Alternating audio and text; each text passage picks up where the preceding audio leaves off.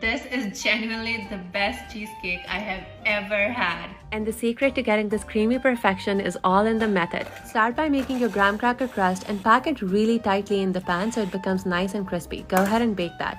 In the meanwhile, make sure all your cheesecake ingredients are at room temperature. You're gonna start by creaming your cream cheese. Do this really well and make sure you scrape down the sides of the pan as you go. Add the sugar, vanilla, salt, and beat again really well. Next, you're gonna take your eggs and whisk them very lightly. At this point, you don't wanna overmix the batter because that's gonna make this airy and spongy. So you add the eggs, the cream, sour cream, and corn flour, and just make sure you don't overmix. This is the creaminess you should get. Pour the cheesecake mixture into your graham cracker crust and go ahead and tap out all the excess air bubbles. You're gonna bake your cheesecake at a low temperature in a hot water bath. Make sure you seal your pan really well with aluminum foil so the water doesn't get in. And don't overbake the cheesecake. It should still be really jiggly because that's what makes it creamy. Let it cool overnight, decorate, and enjoy.